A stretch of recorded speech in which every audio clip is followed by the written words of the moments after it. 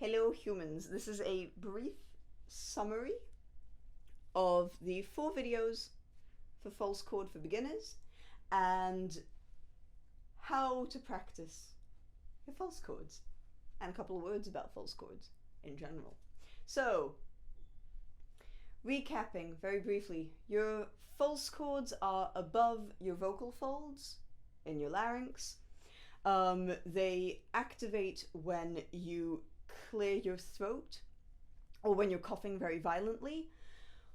We want to go the route of the throat clearing, so in the beginning just had you going trying to activate your false chords. Obviously when you clear your throat, that is not how you can sing sustainably for 2 hours. A lot of things happen at the same time. You use an increase of breath pressure, which we don't want. For your final product, we don't want it. You squeeze your vocal folds, because those are your third line of defense. False chords second, vocal folds third line of defense. You squeeze your false chords, and your tongue typically pulls down. So the first thing we looked at was eliminating the tongue from this equation. So stick your tongue out to get it out of the way, literally. And we moved from your 5 vowels, starting by single vowels, a, e, going to eventually your I, O. So that is what we're doing. The second video, we started looking at isolation of your soft palate. So your soft palate being independent from your false chord, because obviously there's no muscular connection, so why should it mess you up? And we do that on a single vowel, going from your vowel to an M, which will drop the soft palate, back to your vowel, which will lift it. So with nothing changing on your false chords.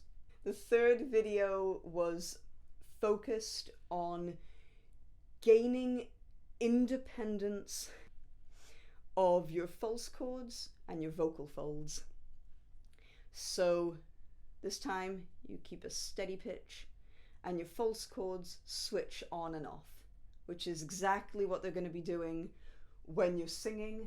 You sing normally and you just decide whether you have false chord distortion or not. So it's building you up to be able to do all those songs. This is your exercise. And then you slow that down if you can to your so that your vocal folds are not squeezing in any way. There's no extra compression, there's no extra tightness, and there's no extra volume. Independent. Then your fourth video is trying to completely isolate your vocal folds and your false chords. That's up in your falsetto range, up there. So you're on all this time, ooh, and you're trying to bring in your false chords. This is where you're going to be spending most of your time in metal and in metal singing. In all the previous ones, you're trying to sound like a Mongolian throat singer. In this one, you're starting to gravitate towards the tone that metal singers have most of the time. Not always, but definitely most of the time. How to practice. You are trying to practice every single day for a very, very, very short amount of time. We are looking at 10 seconds, maximum 30 seconds. Like, we're looking at half a minute at most. Because for now, the goal for most of these exercises is trying to isolate your false chords and learn the coordination you're going to be singing on. Until you have learnt that final coordination, there's no point in you doing this for 5 minutes, because this isn't your final product. So you don't really want to practice it and get a habit of it. You want to be making it better and better and trying to perfect it. that means more frequently, less time, a lot less time. Also, at the beginner stage, it's still very likely that you might experience burning, itching, pain, just pain, so definitely don't practice for long periods of time. The goal is consistency over days. So let's say if you wake up one day, you're having a great day, and you're like, and it sounds perfect, and everything is going well. That doesn't mean much unless you can wake up the next day, and the day after, and the day after, and still sound the same. So that's what we're trying to achieve at this point. Consistency of tone, of skill, of everything. Your false chords add the auditory illusion of being an octave lower. So be aware of that. The way that I personally would develop your false chord skills would be starting with your mids, which would be a basis of falsetto, going to your highs, and then going to your lows right at the end.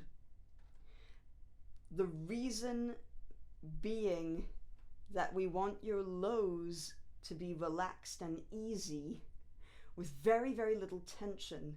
That doesn't tend to happen. What tends to happen is that people go from a relatively low mid to their lows, and then they're stuck and they can't get any highs at all. If you can't get any highs, there's no way you are relaxing sufficiently on your lows. The highs are where you can tell whether you're relaxed. Okay? So we need you to go up before you go to the basement. Part of the challenge of developing your false chord sound will be you actually mishearing the singers. So you'll probably hear the singers incorrectly. You'll hear that they are at some low pitch that they're definitely not singing on. And then you will try and replicate that, and you're never going to get the same result, usually because you're an octave lower than you should be. So really, if we fully want you to develop your false chords well, we need to develop the physical skill, and in parallel start developing your listening ability as well, so that you can hear more accurately, so that then when you try and imitate it or you try and follow what the singer is doing, you have a better sense of what they're actually doing and what is going on within their instrument, and then you can search for that in your own instrument. Yay! The two most common reasons for pain are, number one, you haven't been clearing your throat frequently, you haven't been activating your false chord, you haven't been using your ventricularis muscle, and so it's kind of been sleeping and it hurts a little bit to activate it. This is directly related to the fact that because your false chords are a survival mechanism primarily, it means that that muscle activates very strongly. So the way it naturally activates can hurt, and it's not sustainable. You can't do that for 3 minutes. We're lightening it. All these exercises, over time, you're getting a lighter and lighter and lighter and lighter use of your ventricularis muscle. So that's one reason. Think, if you need an equivalent to think of, think that you've been in a coma for 3 months, and you wake up and you just lift your arm way to the top and you're like, oh, no. You didn't damage yourself, you didn't injure yourself, it's just that this thing has been sleeping for 3 months and you just went full gung-ho 180 degrees. So it's that. You just did that to yourself if you're experiencing that kind of pain. The second most common thing is the tongue, the root of the tongue. The root of the tongue creates, I would say, 99% of false chord pain. When people experience pain during false chords, it's the root of the tongue pushing down on the instrument, and it hurts. So always stick your tongue out. Always be suspicious that your tongue is not helping you in any way, get it out of the way for now. If you're really suffering with a lot of itching, it might be the breath flow.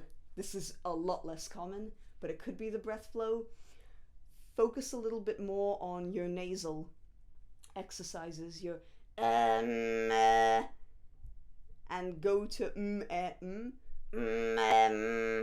see if that one feels better. Sometimes more nasality can eliminate that scratch from the breath.